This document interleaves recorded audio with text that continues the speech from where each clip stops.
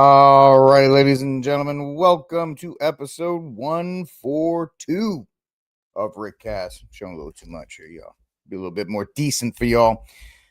Happy Independence Day Eve if you celebrate. Obviously, 4th of July is upon us.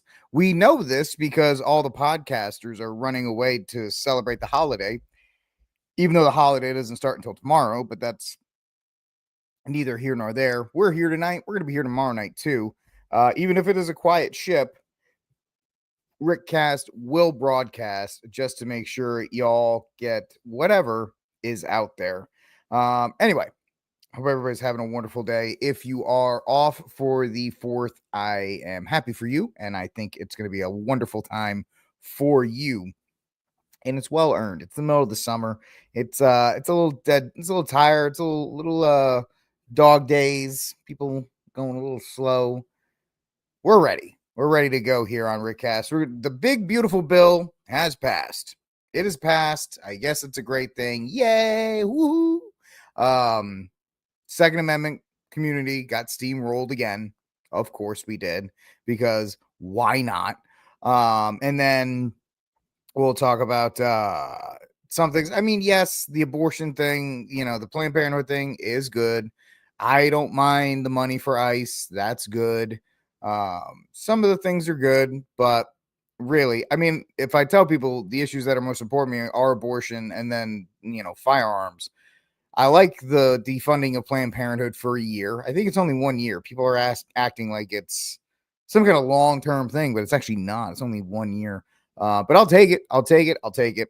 And then, of course, my second biggest issue, the right to keep and bear arms, got absolutely slaughtered. But it's politics, and it is whatever you want to call it. So we'll just look at that.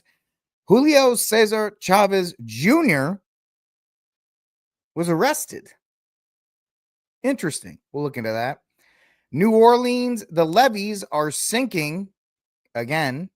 And there's a show on Marvel called Ironheart that flopped pretty bad, which is not great for Marvel because they are right around the corner from Fantastic Four, and this is not what you would call a good lead up to said Fantastic Four. So that's what we have up for tonight. Yeah, we'll go as long. Obviously, we're not going to go super long tonight because I double dip tonight with Steve Cunningham at 7:40 Central, 8:40 Eastern. News from the Pew will be going on tonight. So it is what it is in that regard. So I think so. Let me check this. This is going to be weird to some big, beautiful bill defunds Planned Parenthood for 1 year. I heard somebody say it. For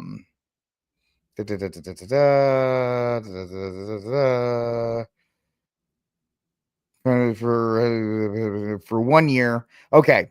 So the Senate version of President Trump's big, beautiful bill passed Tuesday with a provision that will prohibit federal Medicaid funding for any healthcare service provided by Planned Parenthood for 1 year. It was supposed to be for 10, but it was dropped to 1 by the Senate parliamentarian Elizabeth McDonough's ruling. So it looks like it's only been 1 year. It'll only be for 1 year that it defunds Planned Parenthood. And that is because, yeah. So it looks like, looks like about a year. So it is what it is. I know. The most important issue of our time is still being left out in the open. It's just terrible. Anyway, we're going to get to our stories, ladies and gentlemen. Do me a favor, like, subscribe, share, hit that notification bell if you're just stopping on by. Hit that like button to help the algorithm know that you enjoy said content. Even if you don't enjoy it, hit it. So pretend like you do, just to kind of give me a hint, and that would be fantastic. All right, let's get to our warm-up story, and it deals with the 4th of July and the nonsense that is included in said 4th of July. Do I not have the okay, let me get this screen share up, even though I thought this is the nonsense I can't stand. And that is the just blah blah blah, the LARPing or whatever the case may be. This is Anna Paulina Luna, our favorite LARPer, our favorite. Oh, she's not an E thought. She's I guess a C thought, a congressional thought. She's a C thought.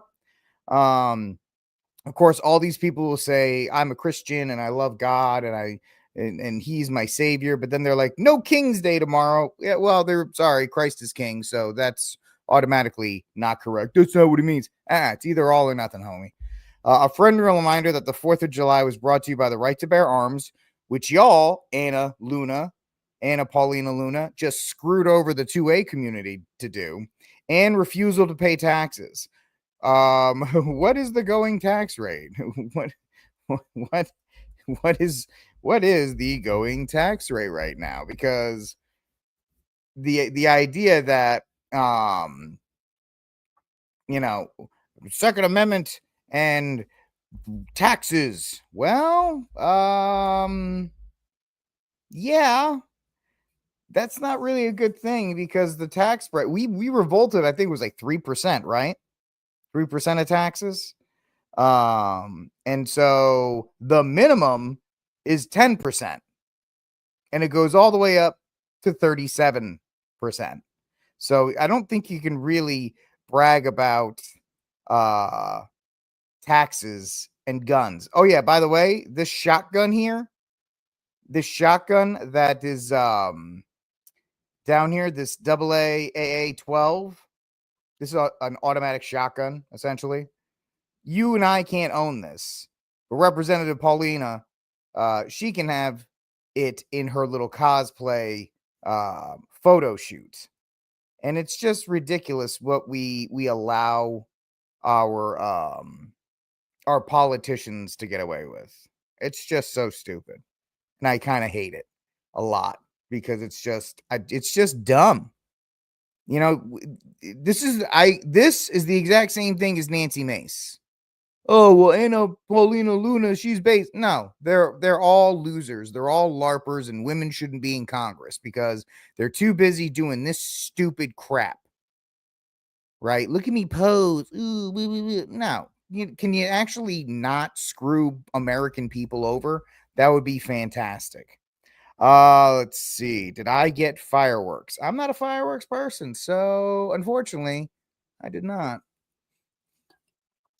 I'll do you one better. G Money. I'm going to be working tomorrow. Give me a sec.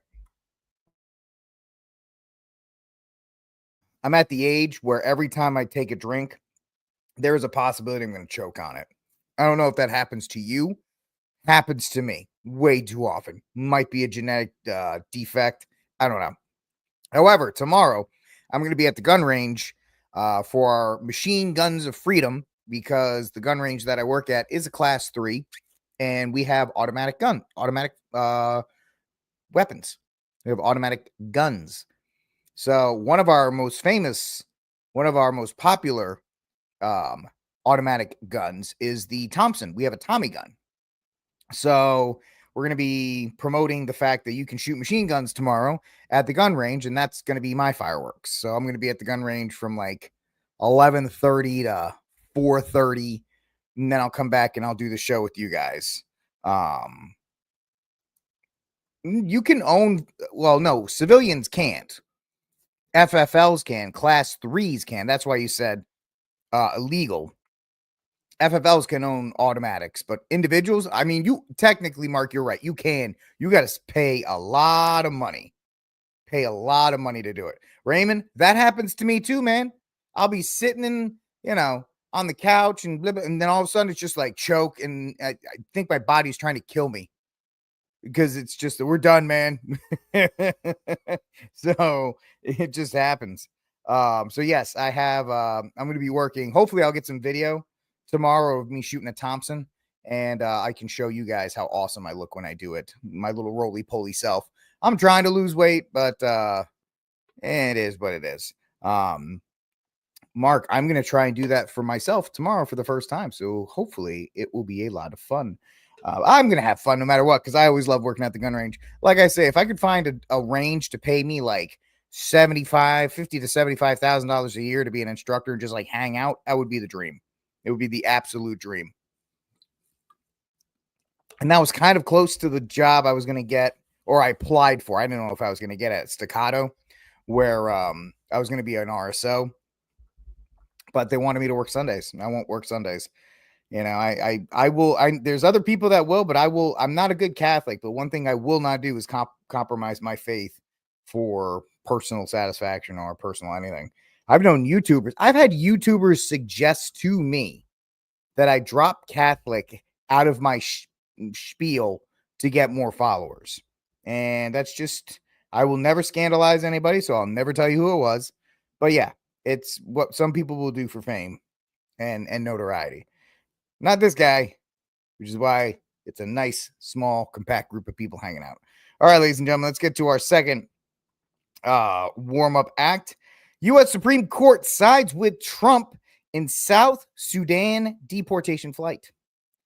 So, the U.S. Supreme Court again sided with Donald Trump's administration in the legal fight over deporting illegal aliens to countries other than their own. Good. Send them to South Sudan. Lifting on Thursday limits a judge had imposed to protect 8 men who the government sought to send to politically unstable South Sudan. Hey, guess what? Bye-bye. See ya. If you want to leave your home, you can go wherever we send you. The court on June 23rd put a hold on Boston-based U.S. Judge Brian Murphy, of course, because he's from Boston, April 18th injunction requiring migrants, in this case illegal aliens, set for removal to so-called third countries where they have no ties to get a chance to tell officials they are at risk of torture there while legal challenges play out. Not now, sucker. You're out of here. If we want to send you to South Sudan, we're sending you to South Sudan. If you are an illegal alien, you cross the border illegally, you're not supposed to be here. Guess what? You don't get to say where we can take, oh, I want to go back to my home country. You're not going back there, buddy. We're going to send you wherever the hell we want. And you're going wherever we want. So, tough nonsense. All right. Moving right along here, ladies and gentlemen, on RickCast. Let's get to our first story of the night. And House passes Trump's mega bill. Sending it to the president's desk. Little video for y'all. Sorry, I have to warn you.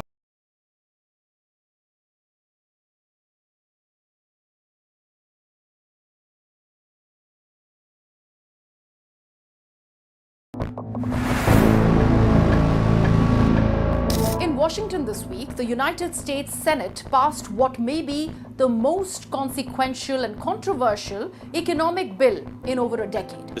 Being evenly divided, the vice president votes in the affirmative. The bill as amended is passed.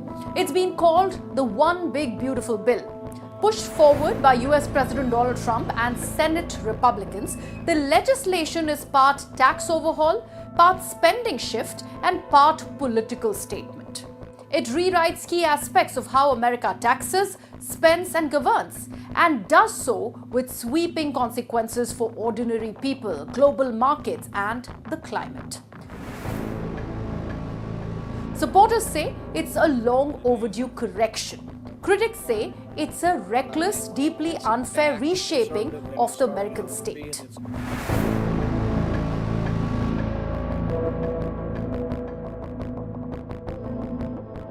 The bill runs 940 pages and touches nearly every area of US domestic policy. Here's what's inside. Tax cuts. Permanent tax reductions for both individuals and corporations, which is an extension of the 2017 Trump-era cuts. New tax breaks for working class earners, tipped employees, people clocking overtime, and retirees.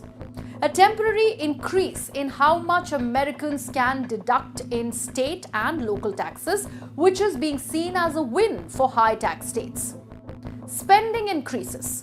The bill proposes to pump in billions in the new funding for border enforcement, military spending, and immigration crackdowns, including funds for detention centers like Alligator Alcatraz and deportations. Spending cuts. Health insurance programs for the poor, the Medicaid, are scaled back. Food assistance programs, SNAP, face deep cuts. Clean energy tax credits for solar panels, electric vehicles, and home efficiency are eliminated. The Congressional Budget Office, a non-partisan agency, estimates the bill will increase the national debt by over $3 trillion over the next decade.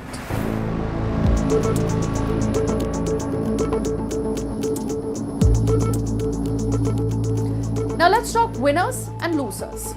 Winners include high-income earners and corporations who keep low tax rates permanently. Some working families who benefit from targeted breaks, especially if they work overtime or earn tips. Older Americans and car buyers who purchase US-made vehicles. Those at risk include millions of low-income Americans who may lose healthcare coverage or face reduced food support. Renewable energy industries, which are now left without subsidies. State governments, which may be asked to absorb new costs if federal programs shrink. Economists warn that cutting essential safety nets while increasing tax breaks risks widening income inequality, already high by global standards.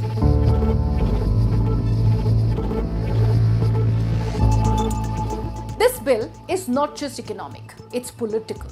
So why the rush? Republican leaders say they are fulfilling campaign promises before the 2026 midterm elections. But critics accuse them of ramming through massive changes with limited debate and risking long-term harm in exchange for short-term gains. Bring me back in here. Let's take a moment to appreciate Democrats having a problem with that when Nancy Pelosi is famous for saying you just got to pass the bill to find out what's in it and ramming things like Obamacare down our throat. And of course, now they have a problem with it.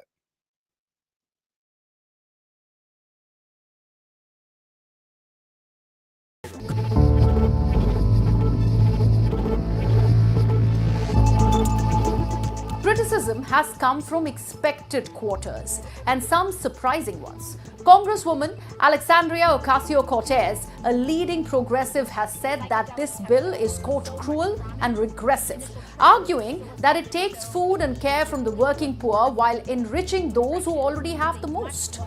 Elon Musk, billionaire tech entrepreneur and long-time Trump ally, has called this bill an utterly insane and destructive. He is not a long-time Trump ally. He's been a Trump ally for like 20 minutes.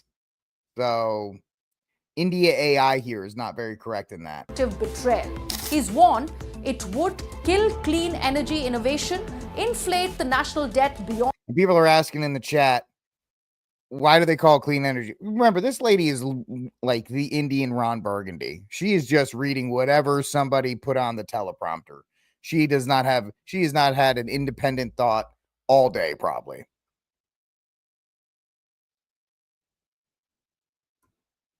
I don't know what's up with my career. And quote, leave America less competitive in the industries of the future. Musk, notably, has threatened to fund political challengers to Republicans who backed the bill and has even floated the idea of forming a new political party.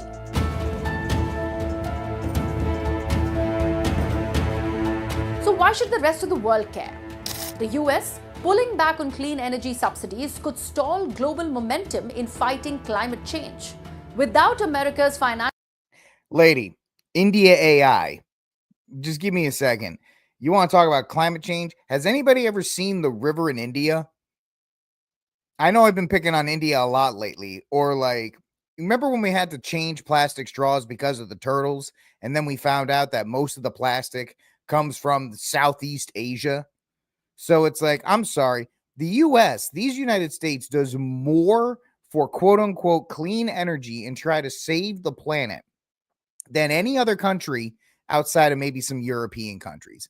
Africa is not into clean energy, quote unquote clean. I'm putting clean energy in quotes for the rest of it. China is building coal-fired power plants. They could give a rip about this. Like Vietnam, you think these places are like, oh yes, I want to make sure the planet. They go, no, I want to make sure I can survive the night, so I'm going to make fire. So this idea that, oh, it's going to stall the clean energy, that's nothing more than a myth in the first place. But continue, my little Indian AI. Whenever. Financial and technological push, the renewable energy transition could slow, especially in developing markets. A $3 trillion increase Because in US debt could shake global bond markets. Higher US interest rates used to manage that debt could trigger borrowing costs to rise in other countries from Europe to India. With more money flowing to defense and border security and less to diplomacy and green innovation, the bill.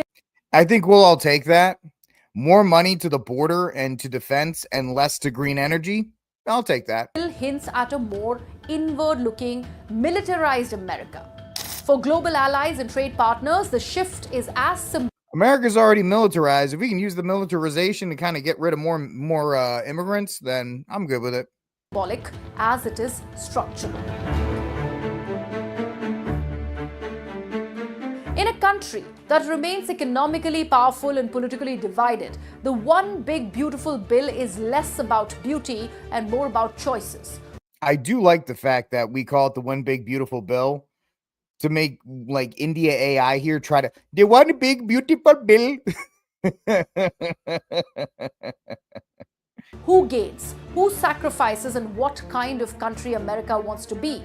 For allies and observers abroad, the bill raises urgent questions. Will the US continue investing in global cooperation, climate leadership, and inclusive growth? Or is it entering a phase of retrenchment, nationalism, and economic stratification? The message is clear. The battle over America's economic soul is not only being fought, it is accelerating. As the debate unfolds, what's at stake isn't just the next fiscal year, but the character of the United States itself. And the world, whether it wants to or not, may feel the consequences. Great job, lady. Thanks. You were able to at least do a little bit more explaining than I could, which was the whole point of the video. Listen, Trump won the popular vote. Trump won the swing states, whether you think it was planned or not, whatever the case may be. Yeah. Things are going to get a little bit more militarized. ICE is going to get a lot more money. That's fine. People want whatever you think, people want mass deportations. People on exit polls want people who are not supposed to be here deported. They don't want them here. I know that makes people like Alexandria Ocasio-Cortez, President BBL, makes her big sad, but that doesn't matter. It doesn't matter at all. Now, Trump's going to sign this thing apparently tomorrow. So we'll see how it goes. Now, this is, I wonder, did the gambling proposition get? Did the gambling proposition make it through the House? I hate having to type that. That is annoying. So they put the Senate parliamentarian put in a gambling thing. Oh wow, that's bad. So now there's a tax on gambling, which, you know, whatever you think of gambling, it's there. Check this out. Five under the radar pieces that may impact your life.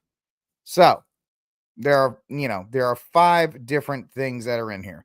How the BBB impacts gambling. The new bill puts the amount that gamblers can deduct from their winnings equal to 90% of their losses for a tax year. This rule would be permanent and start in 2026, since Garrett Wilson. This means that a hypothetical gambler who won $100,000 but lost $100,000 would have to pay taxes on $10,000 of income. Even if you break even, you'll still have a tax liability under this proposal. There could be scenarios where folks have a tax liability that matches or exceeds the amount that they can earn. Pretty much this ends professional gambling in the U.S. So whatever you think of gambling, that's going to be pretty huge in the midterms. Under current law for charitable giving, taxpayers who itemize their deductions can receive deductions from charitable donations. The new bill allows those to take standard deductions and deduct up to $1,000 single or $2,000 joint. Most Americans don't itemize their tax deductions. So, car loan interest. The current version includes an auto interest deductible, which includes provisions that expire in 2028. Loans for used cars would not qualify under the Senate version, and the benefit only applies to new autos. Okay, so it's about $500 in savings. And then there's a couple of other ones as well. But the big one everybody was talking about was gambling and how that is going to impact. Pretty much you can say goodbye to the state of Nevada as far as voting Republican ever again. And that's because of the Senate parliamentarian who just continues to do whatever the hell she wants. And Republicans are like, okay, sorry about that. But the big news is the big, beautiful bill has passed. It will be signed by Trump tomorrow at 5 p.m. Listen, Bellator, you're not going to get an argument from me. I am not a fan of casinos. They never bring anything positive to their areas. They bring crime, human trafficking, addiction. Nothing good comes from them. But there are a lot of, this doesn't just apply to casinos. This will apply to fantasy sports. This will apply to doing all of these things. It's not just casinos. It's any kind of gambling at all. So I hope you guys don't think I'm in favor of casinos. I never have been. So, but there's a lot of people that do. There's a lot of people that do, and it's going to impact them. So we'll see how that goes. Yeah, it's the same parliamentarian. I'm turning her into Pomeranian. Parliamentarian that removes the silencers and the SBRs. Yep, same lady. Just does whatever she wants. And the reason why the Republicans won't get rid of her is because they went, oh, the parliamentarian said we can't do it, so we can't do it. It's just like SCOTUS. You know, oh, SCOTUS said we can't do it, so we can't do it.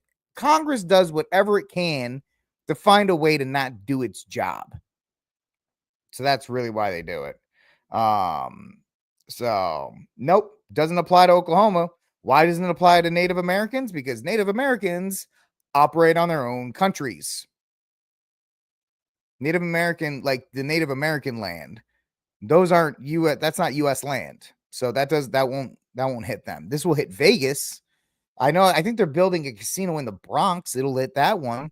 There's a casino in Rhode Island, in Lincoln, Rhode Island. It'll hit that one. But Native American casino, Native American land, that's, their reservation. That's their own country. So these taxes won't hit them. Unless they wanted to put that in there, which, they never do. So it is what it is. But yeah, so that's it with the big, beautiful bill. And everybody's really happy about that, or whatever the case may be. And I guess it's something. Yeah, we're headed for a recession, or we're headed for hard economic times, because every place that can right now is throwing up a casino, because casinos are quote unquote recession proof, because they milk money out of the community, because people are desperate to try and make a quick buck. They think they can do it with, winning a big hand at the casino. And now it's going to be even worse if you go, because you're going to get taxed on all of this stuff as well. So I don't know. We'll see the long-term effects of the casino one, which was designed to destroy the bill anyway, but who cares? I mean, I don't really care about much of this stuff. I'm not trying to be black-pilled in a way, but, as Mark has been saying, the whole thing's going to fall apart. Other guy, some of you all have been saying too, debt's out of control. This thing is just kind of putting, it's on fumes. And so, it'll get to where it gets to. And with this, and then the fact that they turn their back on the 2A community, you can forget about that. There's a bunch of stuff there's not a lot of stuff. Oh, good. Tax cuts. Great. Oh, good. More money for ICE. Yeah, that's great. Defunding Planned Parenthood for a year. Okay, that's good too. There's some good things. It's a 940-page bill. There's bound to be some good things in it. most of it is crap, but of course there's going to be a couple good things here and there. So, yeah, it is what it is. All right, moving on to our second story of the night. Mexican boxer Julio Cesar Chavez Jr. is arrested by ICE for alleged ties to the Sonoma cartel. To live now from Fox, I'm Andy Mack. I want to talk about a major developing story as just days after fighting Jake Paul in the ring, Julio Cesar Chavez Jr., the Mexican boxer, was arrested by ICE for deportation in terms of illegally entering the country, but also cartel connections. This you can see right here from the New York Post as the Mexican boxer Julio Cesar Chavez Jr. arrested by ICE just days after that fight in Anaheim, California. And this is major news, a major name in that game as the arrested over warrants alleged cartel connections. And this is the post from the Homeland Security saying on July the 2nd, ICE arrested Mexican boxer and illegal alien Julio Cesar Chavez Jr. He is now being processed for expedited removal from the United States. The cartel affiliate has an active arrest warrant in Mexico for his involvement in organized crime. And of course, a lot of people recognize his name based on who his father was and his reputation inside of the ring. And these were the images of him walking in the ring just a few days ago to fight the notable name Jake Paul. So this was somewhat of a shocker. The rest come days after this match in which he lost against Jake Paul in Anaheim, California. The 39-year-old was picked up by a large number of federal agents while he was riding a scooter in front of his home in Studio City, according to Chavez's attorney, saying, quote, the current allegations are outrageous and simply another headline to terrorize the community. The Department of Homeland Security and Immigration detained Chavez for overstaying a tourist visa that expired in February of 2024 after he entered the country in August of 2023. Officials said he had an active arrest warrant in Mexico for his involvement in organized crime and trafficking firearms, ammunition, and explosives, and is believed to be an affiliate of the cartel. The Associated Press reports the Trump administration said Chavez applied for a green card on April the 2nd, 2024, based on his marriage to a U.S. citizen. Of course, the agency said Chavez has submitted multiple fraudulent statements on his application, which led to his arrest. Chavez had fought just once since 2021 before his bout with Paul on Saturday, having fallen to lows during a lengthy boxing career conducted in the shadow of his father, one of the most beloved athletes in Mexican history.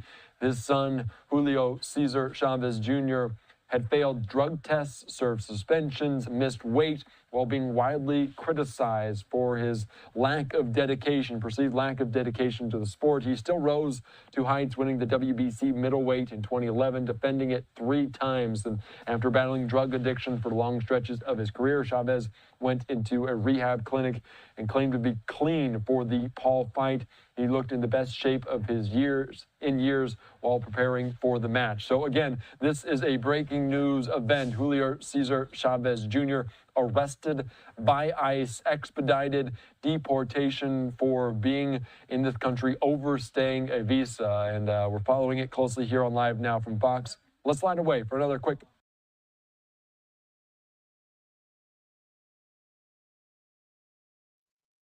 I don't know any of these things. Who's Fluffy? I don't know who Fluffy is. And said he needs to only speak Spanish and never English. Gabriel Iglesias in a lawsuit with this guy. Maybe. I don't know any of that. So yeah, you can ask me, but no say. But hey, man, you're here illegally, even if it's a tourist visa. There's a lot of people on tourist visas that overstay their welcomes. There's a lot of Canadians that overstay their visas when they come in on a tourist visa, and then all of a sudden it expires and they just stay here. So I don't care if you're in the country illegally. I don't care who you are. You gotta go. Bye-bye. None. And there's really nothing much more I gotta say about that. It's kind of interesting because the guy just fought Jake Paul. Maybe he thought if he lost to Jake Paul that that they would keep him in the country. Nope.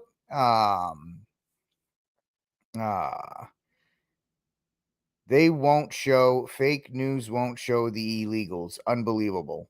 Well, they won't show. It's an interesting point. Yeah. They don't show them. They only show the moms and like the abuelas and the other ones, that because the news is designed to propaganda, not propaganda, for propaganda purposes, to get you to think, oh, I can't believe it. The only people they're going after is like grandma or the children or any of these other things, and not the people that are in the country, soaking up chips or taking money from programs that are designed to help Americans, or taking up space for veterans, or any of these other things that, I don't like the entitlement spending, but it could be used on Americans. It's not used on Americans. It's used on a separate class of people to get them to vote for what it really, the idea of bringing illegals is to supplant the class of people that are here now, which is Americans of all races and ethnicities, and replace it with a subservient class. Illegal immigrants will be subservient because A, they'll be desperate on the government, and B, they don't want to get deported. So that's why the idea of shipping them all out is such a big deal. All right, RickCast, like, subscribe, share, hit the notification bell. Next story up. Nope, that's Cesar Chavez Jr. Bye-bye. New Orleans. The $15 billion levees are sinking 7 times faster than sea levels rise. We're going to put that in quotation marks because we all know that's phony. Another video. Here we go. 20 years since Hurricane Katrina devastated New Orleans, killing 1,000 people and displacing more than 1 million. Now there's reports on the vulnerability of the city's nearly $15 billion flood defense system. CBS's Katie Weiss reports a new study released today warns the city's protective wall is sinking. When Hurricane Katrina hit the Gulf Coast 20 years ago, the storm surge reaching 10 to 20 feet was no match for New Orleans. Water rushed in as dozens of levees failed, flooding 80% of the city and leaving over 1,300 dead. Nearly $15 billion was spent in the aftermath to strengthen New Orleans' concrete flood walls. But a new study from Tulane University finds some of them have been sinking nearly 2 inches a year. It's a wake-up call. Meade Allison is the study's co-author. What do you think might happen if this is not addressed? There is certainly a potential in the future, if these rates continue, to degrade our level of protection of the flood protection system. Using satellite technology, researchers tracked ground elevation shifts between 2002 and 2020. They found more rapid sinking in some wetlands, neighborhoods, and even near New Orleans' airport. First of all, didn't we pay $15 billion? That's how much it cost to rebuild the levee system after Katrina. And secondly, no matter what you do, New Orleans is a swamp, and things sink in swamps. It's not sea level rise. It is a swamp. It's just sad. It's sad. Cynthia Viltis lives in one of those vulnerable communities. When we purchased our place in 2022, they said this is the best place to be because it didn't flood. Much of New Orleans lies below sea level, and as sea levels rise and the ground sinks, the threat of a deadly storm surge increases. If trends continue, researchers worry the area marshes could become open water in just 10 years. If nothing else, then the disaster. Yeah. This guy has no idea, because remember, the ice caps were supposed to melt in 2020, and we were supposed to, like, these people, all of their stuff is predicted on models, right? Whatever the model tells them. So it's just so dumb. Of Katrina of epic proportions, at least it got us a really high quality protection system. Our goal is to just make sure it's going to be here in 100 years. Now, we contacted the U.S. Army Corps of Engineers. They say that the levees around the city are designed to last for another 25 years, but they're already in the planning stages of upgrading those levees so they can last another 50. Jerika? Katie Weiss for us in New Orleans. I mean, it is a New Orleans problem. You want to live in New Orleans, that is your right. But don't be surprised when it's like, oh, the levees are sinking because we live in a swamp. So New Orleans' $15 billion protection system is sinking up to 28 millimeters per year. The Louis Armstrong International Airport area shows the most severe land, probably because it's got airplanes landing in on that landmass constantly and taking off. That might be a reason why the swamp is sinking. I know. These are weird things to think of, but maybe. Yeah, clearly. You know, the Army Corps of Engineers has failed multiple times. Or maybe they're like, bro, what do you want me to do? It's a swamp. We'll just keep hammering flood protection systems in until something goes on. So we'll see how that goes. But it's just satellite monitoring reveals the newly built concrete flood walls are sinking faster than the older earthen levees that were simply raised. Well, that probably teaches you too. The earth ones, and maybe I'm wrong, Brian, if you correct me if you can, if this makes sense. The earth levees didn't weigh as much because they weren't pushed in a certain area. They were spread out.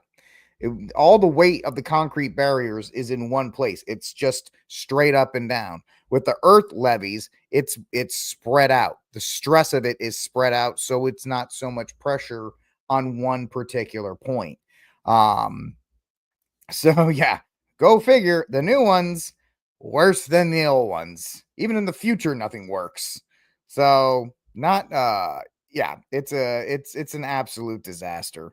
We never should have. You should have built the port of New Orleans, and then nothing else should have been built around it. Nothing else. You should have never been. No. Send them to Idaho. Where do you live, Mark? Send them where you live. We already did. I wasn't even here, but Texas already took in New Orleans people from Katrina. We're done. We did our job. You can take them next time. We'll put them on planes and send them to you. We ain't dealing with that. But yeah, New Orleans should have never existed. It should have just been an economic zone for ports. For a port and for supplies. That's it. And then if you wanted to build like a city on the other side, then yeah, do that. But the fact that people are dumb. We actually built a city in a swamp that is sinking. And now we're like, I can't believe it because the seas are rising. The sea is not rising. New Orleans is just sinking. It's absolutely done. Yeah, we're done with it, man. Right? It's just we're done with Louisiana people. Like I said, I wasn't here the last time Texas opened up its arms and allowed Louisianans, but one of the coaches I coached with in Dallas, he was amazing. He was from New Orleans. He was a great dude. He was a great dude. More of an exception than the rule. Yeah. Idaho, you can have them. Don't be joking about that. You can have them. We ain't dealing with that no more. So shocking. I wonder why. It did. It's such a crazy thing to think about. Yeah, just ridiculous. And the fact that people are shocked by this, and they're going to try and blame climate change, and they're trying to blame all these other things, and it's not even close to that. It's not even close to something like that. It is just the stupidity of building in a fishbowl. That's all. It's you built in a bowl. Now deal with it. I mean, probably in the next 50 years, you're going to have to face the idea of abandoning New Orleans. You might just have to abandon it. Like I said, build up the area around the port and build up the infrastructure in and out of the port, but just leave the rest. You know what? Then they're going to Iowa. Mark, if you shouldn't have said anything because we were going to send them to Idaho. Now you said Iowa, they're going to Iowa. Like, quit while you're ahead, brother.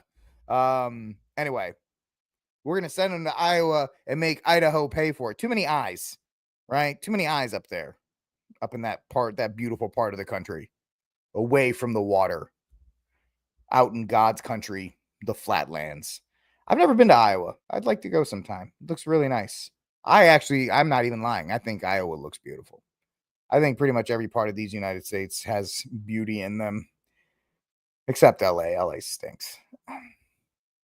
And Connecticut. Connecticut really sucks. I hate Connecticut. Connecticut brings nothing to the table. It's a trash area. All right. Last story of the night. Yeah, Oklahoma did too, man. Oklahoma did a lot of Oklahoma, Texas, Mississippi, everybody around New Orleans put in their fair share. We all put in our fair share of dealing with people. So, I don't mind Alabamans. Alabama people are all right. They're good people. LA, California, they're just terrible. I don't like them at all. So it is what it is in that regard. All right. Last story of the night, because I got to get ready for I don't even know what you're joking about. I thought it was a fine joke. You don't have to worry about it. It's all good. I'm feeling better tonight. So you're good. You're back. You guys can joke with me. It's fine. I was just worn out last night. But we're good, because especially since I'm gonna have to, not have to. I make it sound like I'm storming the beaches in Normandy. I'm going to be doing another show with Steve in a couple of minutes, so in about 40 minutes. So I want to make sure I get this last story up. So, from John Nolte at Breitbart, Marvel's woke Ironheart is another streaming flop on Disney. I don't know what this is. Get this out of here. If you look at the latest chart of top streaming shows, what you won't find is Marvel's Ironheart, yet another woke-tard production from the Disney grooming syndicate. Man, some of you websites here, you have way too many ads. Ironheart basically reimagines Iron Man's legacy story with a black girl named Riri Williams as the protagonist. According to the trailers, Riri is a humorless, smug, and always lying about how the original Iron Man, Tony Stark, had advantages she didn't.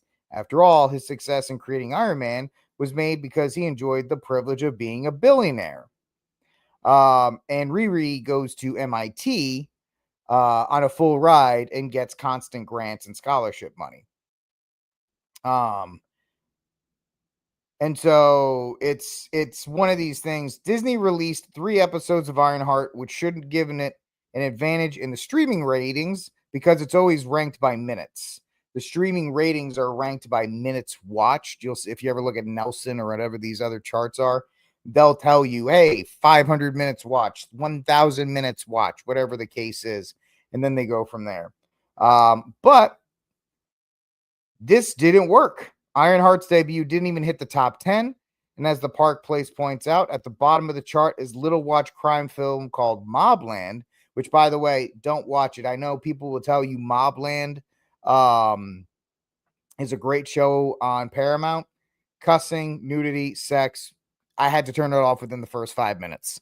And so if you're a Catholic and you don't want to be scandalized, don't watch Mobland, because it's just trash. A lot more people watch something called Trainwreck: The Poop Cruise than Disney's Ironheart.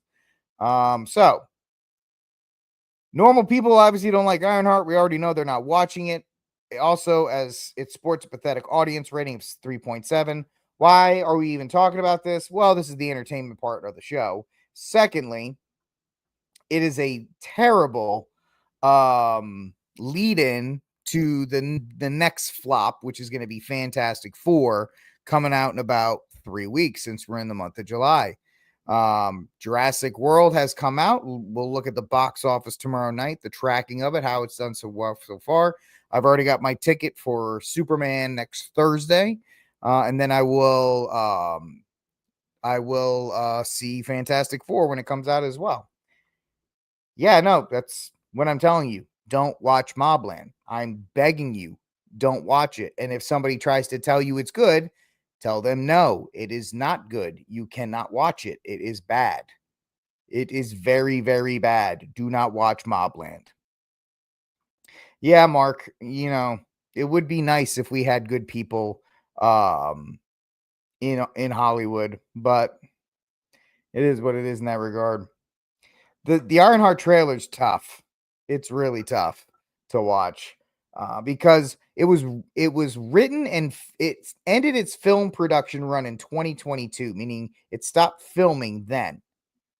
And then they held it for 3 years because they went, this show is terrible.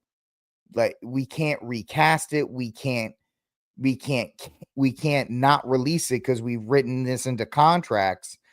And so they kind of just dropped it on streaming, and they just hope that they drop 3 episodes one week and 3 episodes the next week. And they're just hoping that, hey, let's just get this thing done. People can make fun of it for a week and then we'll move on. And unfortunately, way too many people are like, this, just highlighting how terrible this show truly is. No, that was Daredevil. Daredevil got messed up by the writer's strike, and it still came out pretty bad. This show was completed before the writer's strike was done, and they just held it because it was written during BLM, the Summer of Love, Black Queens, all this other kind of stuff. And as they finished it, the culture was starting to shift on these topics, and they realized what they had in their possession was just a dud. And the question became, when do we drop this thing? We have to release it. So yeah, they had no confidence in it because they knew it was going to get absolutely panned, which it did. And that's why they just dropped it. Sets of 3, and get out. So they're good to go in that regard. So, yep, great for them. Couldn't happen to a better studio. Oh well. All right, ladies and gentlemen, that's it for this episode of RickCast. I'm gonna go, take care of some stuff before I join Steve Cunningham in about an hour, about 50 minutes for News from the Pew, our 4th of July edition, which I know Steve's going to be super excited about. But we're going to do news from the Pew in a couple minutes. Once again, I will be here tomorrow night, 6 p.m. Doesn't matter that it's the 4th. Everybody else takes the day off. We're going to be here. And we are going to talk about whatever happens tomorrow. I'm sure some stuff will happen. We'll talk about some patriotic stuff. And really, I kind of open it up to you guys. See what you want to talk about as well in that regard. All right, guys. Thank you so much for hanging out with me on this News from the Pew. Please do me a favor. Not News from the Pew. From RickCast. I'm already starting to get ready for tonight. Thank you for hanging out with me here on RickCast. Like, subscribe, share, hit the notification bell on your way out. I'll either see you tomorrow night, or I'll see you in 40 minutes, or I'll see you tomorrow night, or I'll see you on Monday. Either way, God bless. And until that day comes, free Dexter Taylor.